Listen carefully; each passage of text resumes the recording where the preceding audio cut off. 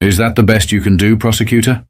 A pile of circumstantial garbage and the testimonies of bitter ex-employees? Elijah Cross leaned back, his custom Tom Ford suit catching the fluorescent lights, a sickeningly triumphant smile on his face. You're completely out of your depth, Pierce. You always were. Prosecutor Dana Pierce didn't blink. She stared silently at the billionaire, watching his mocking grin stretch across the tense, breathless courtroom. He thought he had won. He thought his wealth had bought the scales of justice. He had no idea what was coming. The mahogany walls of the Manhattan Criminal Court had seen thousands of desperate souls, but they had rarely seen a man as comfortable as Elijah Cross. Sitting at the defense table, Elijah looked less like a man facing 25 years in a federal penitentiary, and more like a CEO, waiting for a board meeting to commence. He was 42, impeccably groomed, with silver dusting the temples of his dark hair, giving him an air of distinguished authority. His suit was a bespoke charcoal masterpiece, tailored so precisely it looked like armor.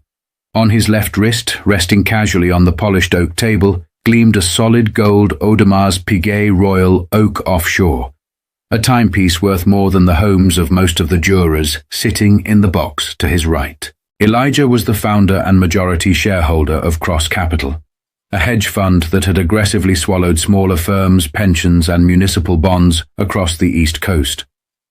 He was a master of the universe, a man who viewed laws not as boundaries, but as complex puzzles to be outspent and outmaneuvered.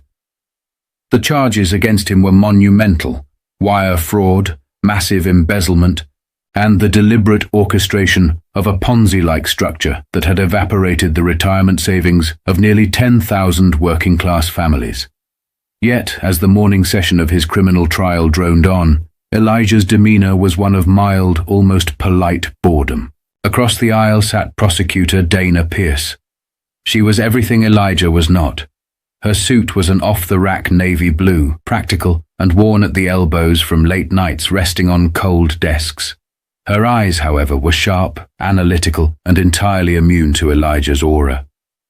Dana had spent the last 3 years of her life untangling the labyrinthine web of shell companies, offshore accounts, and phantom investments that Elijah had built. She had sacrificed weekends, holidays, and her own peace of mind to build this case. She knew with every fiber of her being that Elijah Cross was guilty. But knowing someone is guilty and proving it in a court of law are two entirely different universes. Elijah's legal team, a phalanx of the most expensive defense attorneys money could buy, had systematically dismantled Dana's case over the past 4 weeks. They had objected to every document, discredited every whistleblower, and buried the prosecution in mountains of frivolous paperwork.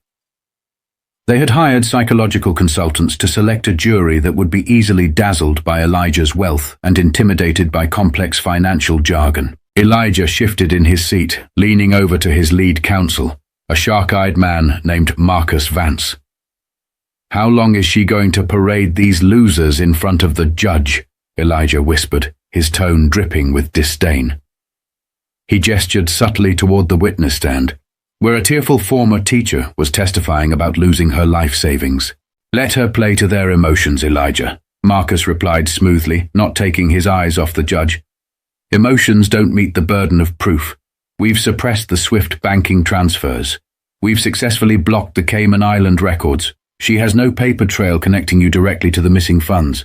Without the ledgers, she has a tragedy, but she doesn't have a crime." Elijah smirked. That was the beauty of his system. He never signed the illegal transfer orders. He never put his name on the fraudulent audits.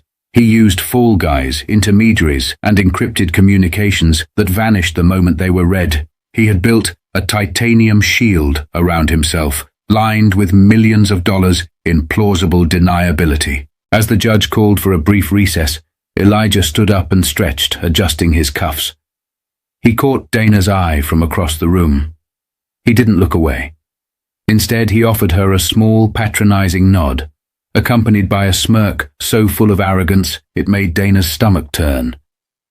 It was the look of a man swatting a fly. It was the look of a predator who knew the cage couldn't hold him. Elijah Cross was untouchable, and he wanted Dana Pierce to know it. To understand the sheer magnitude of Elijah Cross's arrogance, one had to look back at how he built his empire. Cross Capital wasn't just a hedge fund, it was a psychological operation.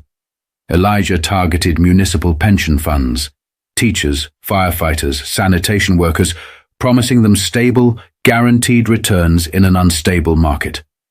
He hosted lavish galas, rubbing shoulders with politicians and celebrities, projecting an image of unshakable financial genius. Behind closed doors, the reality was a nightmare of corporate cannibalism. When the investments began to fail due to Elijah's reckless personal spending and high-risk gambles, he didn't absorb the losses. Instead, he ordered his chief financial officer, a quiet, nervous man named David Aris, to start shifting funds. It started small, a few million here, a few million there, moved from the pension accounts to cover margin calls. But soon it became a massive hemorrhage. Dana Pierce had uncovered this rotting foundation through sheer stubborn grit. She remembered the cold Tuesday morning when she first saw the anomaly in a routine SEC audit. It was a single misplaced decimal in a secondary holding account. Most would have ignored it, but Dana pulled at that single thread until the entire tapestry began to unravel. The problem was the fear Elijah commanded. When Dana began issuing subpoenas, doors slammed in her face. Potential witnesses suddenly found themselves receiving highly lucrative consulting jobs overseas, effectively silencing them. Others received subtle threats. Pictures of their children's schools left in their mailboxes, their credit lines mysteriously frozen. Elijah ran his firm like a cartel boss in a tailored suit. Her star witness was supposed to be David Aris, the CFO. David was the only man who knew exactly how the money moved. 3 months before the trial, Dana had cornered David in a dingy diner in Queens. She had seen the terror in his eyes. He looked like a man who hadn't slept in a year, his hands trembling as he held his coffee cup. "If I testify against him, Miss Pierce, I'm dead," David had whispered, looking over his shoulder at every passing car. "You don't understand how far his reach goes. Elijah doesn't just ruin careers, he erases people." Dana had promised him witness protection. She had promised him immunity. For a brief, shining moment, David had agreed to turn state's evidence and hand over the encrypted hard drives containing the master ledgers, the smoking gun that explicitly detailed Elijah's direct orders to embezzle the funds. But 2 days before he was scheduled to be deposed, David Aris was found dead in his apartment. The official police report ruled it a tragic, accidental overdose of prescription medication. Dana knew it was murder. Elijah knew it was murder. But without proof, the investigation stalled. With David dead and the hard drives missing, the core of Dana's case collapsed. The master ledgers were gone. The direct link to Elijah evaporated. Now, sitting in the courtroom, Dana felt the weight of those thousands of ruined lives pressing down on her shoulders. She looked over at Elijah, who was currently laughing at a joke his lawyer had whispered. He was celebrating the death of his CFO. He was celebrating the poverty of the pensioners. He was a monster wearing a human mask, entirely convinced of his own invulnerability. Dana gripped her pen so tightly her knuckles turned white.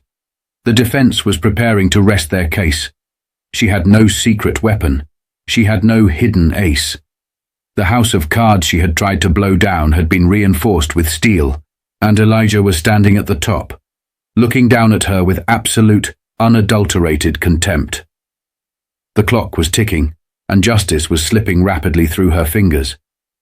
The atmosphere in the courtroom on the final day of the trial was suffocating. The air conditioning in the historic building struggled to keep up with the packed gallery.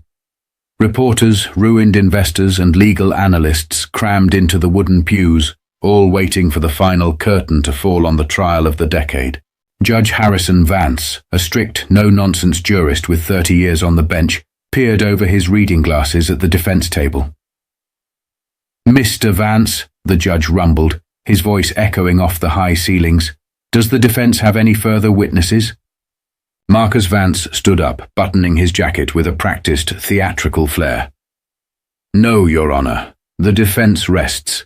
Furthermore, Your Honor, we would like to formally file a motion for a directed verdict of acquittal. The prosecution has failed to meet the basic burden of proof. They have presented hearsay, circumstantial anomalies, and emotional appeals, but not a single shred of documentary evidence linking my client, Mr. Elijah Cross, to any fraudulent activity. A heavy silence descended upon the room. The gallery held its collective breath. A directed verdict meant the judge could dismiss the charges before the jury even deliberated, effectively declaring that the prosecution's case was so weak it didn't even warrant a jury's consideration. It was the ultimate legal humiliation. Judge Vance turned his gaze toward the prosecution table. Ms. Pierce, your case relies heavily on the implication of Mr. Cross's involvement, but without the master ledgers, without testimony from the late Mr. Arris, you are asking this court to make a massive leap of faith based on Mr. Cross's position in the company, rather than his verifiable actions. Dana stood up, her legs feeling like lead. Your Honor, the circumstantial evidence is overwhelming. The money was moved from accounts only Mr. Cross had the ultimate authority to access. The timeline of the transfers aligns perfectly with his personal acquisitions. Ms. Pierce, the judge interrupted gently but firmly. I am not unsympathetic to the victims here, but the law requires beyond a reasonable doubt. It requires a hard link. I am strongly considering the defense's motion. At the defense table, Elijah Cross didn't just smile. He beamed. He leaned back in his chair, crossing his legs, and looked directly at Dana. He didn't bother to hide his expression from the jury or the gallery. He let out a soft, audible chuckle that carried across the quiet room. It was a sound of pure, venomous mockery. Elijah caught Dana's eyes and held her gaze. He tilted his head slightly, and his lips curled into a smirk so arrogant, so deeply condescending, it seemed to suck the oxygen out of the room. It was a smirk that said, I beat you. I took their money. I bought this system. And you are entirely powerless to stop me.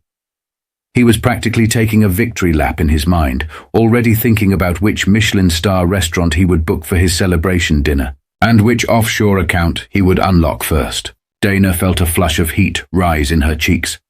The sheer injustice of it made her blood boil. She looked at the gallery, seeing the devastated faces of the elderly investors who had lost everything. They were crying silently. They knew it was over. Elijah was going to walk out of these double doors a free, wealthy man, shielded by the very system designed to punish him. I will take a 15-minute recess to review the case law regarding the defense's motion, Judge Vance announced, striking his gavel. When we return, I will issue my ruling. Court is in recess. As the judge stepped off the bench, Elijah stood up, smoothing his tie. He walked deliberately close to the prosecution table on his way to the private consultation room. As he passed Dana, he leaned in, his expensive cologne assaulting her senses. You gave it a good try, Pierce, Elijah whispered, his voice smooth as silk. But you can't beat me. You never could. Tell the pensioners I said thanks for the yacht. He turned away, laughing quietly with his lawyers, walking toward the exit with the confident stride of an untouchable king.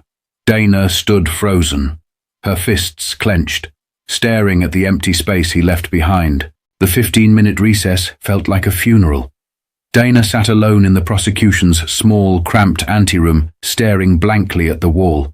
The hum of the fluorescent lights sounded like a death knell for her career and for the justice the victims so desperately deserved.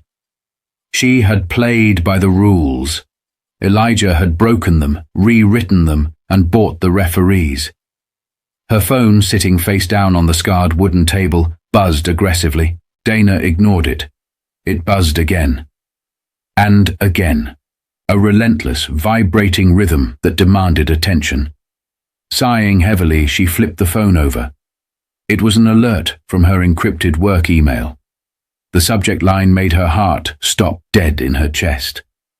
Subject: In the event of my death, cross capital ledgers.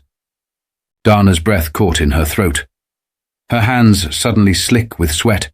She fumbled to unlock her phone, opening the secure email client. The sender was an automated dead man switch service tied to a Proton Mail account. The email had been programmed to send itself to the district attorney's office if the account owner did not log in for exactly 90 days. Today was exactly 90 days since the death of David Arris. Dana's eyes flew across the screen, reading the text attached to the email. Ms. Pierce, if you are reading this, Elijah Cross followed through on his threats, and I am dead. I was too much of a coward to stand beside you in court, but I am not going to let him get away with it. Elijah thought he destroyed my hard drives. He didn't know I cloned them to a secure cloud server hosted in Switzerland. Attached to this email is the decryption key and the direct IP address. The files include the master ledgers, the offshore routing numbers, and most importantly, audio recordings of Elijah directly ordering me to drain the pension funds and authorizing the bribes. Dana let out a sound that was half gasp, half sob. Her fingers flew across the screen, forwarding the decryption key to the FBI's cyber forensics team stationed down the hall. Within 2 minutes, her phone rang. It was Special Agent Reynolds. Dana, Reynolds' voice was breathless. We got it. We're in the server. It's a goldmine. We have 34 audio recordings of Cross explicitly ordering the fraud. We have digital signatures on the Cayman Island transfers. It's airtight. It is the smoking gun, the bullet, and the fingerprint all wrapped into one. Print the summary transcripts, Dana ordered, her voice shaking with a sudden, ferocious adrenaline. Print the transfer logs. Bring them to the courtroom right now. Bring a flash drive with the audio. I'm on my way, Reynolds said. Dana looked at the clock. The recess was over in 1 minute. She wiped her face, smoothed her jacket, and took a deep breath. The crushing weight of defeat was gone, replaced by a blinding, razor-sharp focus. Elijah Cross thought he had buried his CFO. He didn't realize that dead men could still testify. She walked out of the anteroom and back into the courtroom. The gallery was already seated, their faces grim. The defense team was relaxed, chatting amiably amongst themselves. Elijah was back in his chair, checking his Audemars Piguet watch, looking impatient for his inevitable victory. All rise! The bailiff called out as Judge Vance re-entered the courtroom, his robes swishing ominously. The judge took his seat, adjusting his microphone. Be seated. I have reviewed the defense's motion for a directed verdict. Given the lack of direct documentary evidence linking the defendant to the fraud, Your Honor, Dana's voice rang out loud and sharp as a gunshot, cutting through the heavy silence of the courtroom. Every head in the room snapped toward her. Your Honor, Dana stepped out from behind the prosecution table, holding her head high. The state urgently requests to reopen our case in chief due to the sudden and immediate receipt of highly explosive, newly discovered evidence. Marcus Vance leaped to his feet, his face red. Objection! Your Honor, this is highly irregular and completely inappropriate. The state has rested. This is a desperate stalling tactic. Judge Vance frowned deeply, looking down at Dana. Ms. Pierce, you are out of order. Unless you have found a miracle in the last 15 minutes, I am going to rule on this motion. Just as the judge finished his sentence, the heavy wooden doors at the back of the courtroom swung open. Special Agent Reynolds strode down the center aisle, carrying a thick stack of freshly printed papers and a silver flash drive. The sound of his heavy footsteps echoed in the deadly quiet room. Dana turned back to the judge, her eyes burning with an intense, righteous fire. Your Honor, I haven't found a miracle. I've found the master ledgers, and I've found audio recordings of the defendant ordering the theft. For a long, agonizing second, the courtroom was completely silent. It was a profound, suffocating quiet, the kind that precedes a massive explosion. Elijah Cross's smirk vanished. The smug, relaxed posture he had maintained for 4 weeks evaporated instantly. He sat bolt upright, his face suddenly draining of all color, leaving him looking like a wax mannequin. He stared at the stack of papers in Agent Reynolds' hands as if they were a live bomb. What is the meaning of this, Miss Pierce? Judge Vance demanded, his voice low and dangerous. Your Honor, Dana approached the bench, handing the first stack of transcripts to the clerk to pass to the judge. Exactly 90 days ago, David Harris, the defendant's CFO, passed away under suspicious circumstances. We have just received an automated, time-delayed data dump arranged by Mr. Harris prior to his death. It contains the decrypted master ledgers, routing numbers for offshore accounts in the Cayman Islands, and 34 individual audio recordings of the defendant. Marcus Vance was practically vibrating with panic. Objection, Your Honor, we haven't reviewed this. This is a blatant violation of discovery. We demand a mistrial. Save it, Mr. Vance, Judge Vance snapped, holding up a hand as he quickly scanned the first page of the transcripts. The judge's eyes widened slightly as he read. He looked up, his gaze locking onto Elijah Cross. The neutrality of the bench was gone. The judge's eyes were filled with pure, cold disgust. The state requests permission to play Exhibit A1, a brief audio file for the court to establish the validity of this new evidence, Dana said, her voice steady and echoing clearly across the room. Judge Vance didn't hesitate. Permission granted. Agent Reynolds plugged the flash drive into the court's audio system. The courtroom held its breath. A sharp burst of static hissed through the speakers, followed by a voice. It was undeniably, unmistakably, Elijah Cross. I don't care about the liquidity rules, David. The recorded voice of Elijah echoed off the mahogany walls, dripping with impatience and arrogance. Move the $40 million from the teacher's pension fund into the Cayman holding shell. Yes, today. If the auditors ask, forge the margin reports like I showed you. These people are sheep, David. They won't notice it's gone until we're already out. Just do your job and make the transfer. A collective gasp ripped through the gallery. One of the elderly women in the front row burst into loud, vindicated tears. Reporters began furiously typing on their phones, sensing the paradigm shift of the century. At the defense table, Marcus Vance physically took a step away from Elijah. It was the instinctual movement of a lawyer realizing his client was not just guilty, but toxic. The millions in legal fees couldn't shield against this. It was over. Elijah was frozen. His mouth opened and closed silently, like a fish pulled out of water. The titanium shield he had spent millions building had just shattered into 1,000,000 pieces, destroyed by the ghost of the man he thought he had silenced. He looked at Dana. There was no smirk now. There was only raw, naked terror. The illusion of his power had been stripped away, leaving a pathetic, exposed criminal in a very expensive suit. Dana stared right back at him. She didn't smirk. She didn't gloat. She simply offered him a look of cold, uncompromising justice. Your Honor, Marcus Vance stammered, his confident bluster completely gone. The defense requests a recess to confer with our client. Request denied, Judge Vance thundered, his gavel coming down with the force of a hammer strike. The defense's motion for a directed verdict is denied in its entirety. The prosecution's motion to reopen is granted, and based on the explosive nature of this verified recording, this court is taking immediate action regarding the defendant's bail status. The air in the room grew instantly heavy. The walls were closing in on Elijah Cross. Judge Vance leaned over the bench, his face a mask of judicial wrath. Mr. Cross. The judge's voice was dangerously quiet, yet it carried to every corner of the room. You sat in my courtroom for 4 weeks, presenting a facade of innocence while actively concealing evidence of massive, systemic fraud. You mocked this institution. You mocked the victims. Elijah tried to stand, his hands trembling violently. Your Honor, this is a fabrication. That audio is fake. It's AI. It's a setup. His voice was high-pitched, desperate, stripped of all its former velvet smoothness. Sit down, Mr. Cross, Judge Vance roared. Your bail is hereby revoked. You are considered an extreme flight risk and an active danger to the integrity of this judicial process. Elijah fell back into his chair as if he had been physically struck. He turned frantically to Marcus Vance. Do something! File an injunction! Call the appellate judge!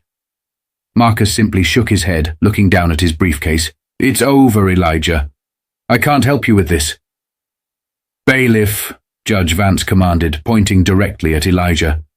"Remand the defendant into custody. Immediately." Two large court bailiffs, who had been standing quietly by the doors, immediately stepped forward. They didn't move with the polite deference usually afforded to billionaires. They moved with the swift, hard efficiency of law enforcement dealing with a convicted felon.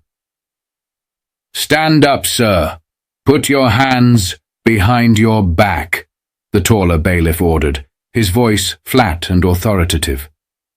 Elijah Cross hesitated, his eyes darting around the room wildly, looking for an exit, looking for a loophole, looking for anything his money could buy. But in this room, in this exact moment, his billions meant absolutely nothing. He was entirely bankrupt of power. Slowly, shakably, the Titan of Wall Street stood up. He brought his hands behind his back. Clack, click, click. The heavy steel handcuffs clamped down hard over his tailored cuffs, right next to the $80,000 Audemars Piguet watch. The sound of the locking mechanism was the loudest thing in the room. It was the sound of a kingdom falling. It was the sound of absolute, devastating karma. As the bailiffs gripped Elijah by his expensive lapels to lead him away, Agent Reynolds stepped forward. "Hold on. One more thing, Mr. Cross." Reynolds held up a tablet screen so Elijah could see it. "Just so you're aware, based on the ledger evidence, the federal government has just executed a freeze on all your domestic and offshore accounts.